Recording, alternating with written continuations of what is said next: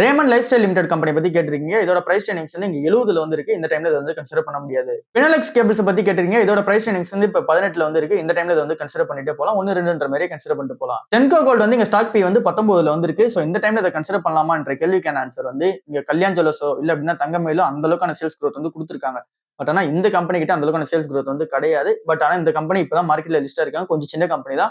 இதுல அந்த அளவுக்கான பெருசான ஒரு எக்ஸ்பென்ஷன் வந்து இருக்குமா அப்படின்ற அந்த டவுட் வந்து என்கிட்ட இருக்கு. சோ அதனால இது வந்து நம்ம கன்சிடர் பண்ணாம நம்ம வெயிட் பண்ணியே பார்ப்போம். அடுத்ததா டாடா கெமிக்கல்ஸ் லிமிடெட் வந்து இருக்கு. இதோட ஸ்டாக் பி வந்து 55ல வந்து இருக்கு. இதை கன்சிடர் பண்ண முடியாது.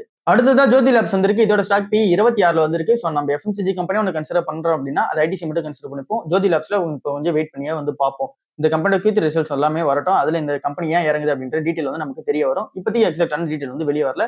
சோ இந்த டைம்ல இதை வந்து நம்ம வெயிட் பண்ணியே பார்ப்போம். Action construction equipment limited company பத்தி கேட்டிருக்கீங்க. இந்த கம்பெனியோட பிசினஸ் பொறுத்தவரை இவங்க வந்து ஃபுல்லாவே இந்த கிரேன்ஸ் எல்லாமே இருக்குல்ல. சோ அதோட பிசினஸ் அண்ட் மார்க்கெட்டிங் எல்லாமே இந்த கம்பெனி பார்த்துட்டு இருக்காங்க. இந்த கம்பெனி பத்தினா அந்த ஒரு டீடைலான ஒரு கிளாரிட்டி வந்து என்கிட்ட கிடையாது. சோ அதனால இந்த ஸ்டாக் வந்து நம்ம ஸ்கிப் பண்ணிப்போம். SKM X ப்ராடக்ட் லிமிடெட் பத்தி கேட்டிருக்கீங்க. சோ இந்த ஸ்டாக்கை பொறுத்தவரை இப்போ பிரைஸ் ட்ரெண்டிங்ஸ் வந்து இங்க 17ல வந்து இருக்கு. மார்க்கெட் கேப்மே 1000 கோடி ரூபாய் கீழே உள்ள மார்க்கெட் கேப்பா தான் வந்து இருக்கு. சோ இந்த கம்பெனி பத்தி டீடைல் அனாலிசிஸ் வந்து நமக்கு தேவைப்படும். அப்படி டீடைல் அனாலிசிஸ் நீங்க பண்ணிட்டீங்க அப்படின்னா ஸ்டாக் பி வந்து 13 கீழே போகும்போது நீங்க தாராளமா கன்சிடர் பண்ணிக்கோங்க. ஏன் அப்படின்னா வேல்யூஷன்ஸ் ஓரளவுக்கு மேட்ச் ஆகும்.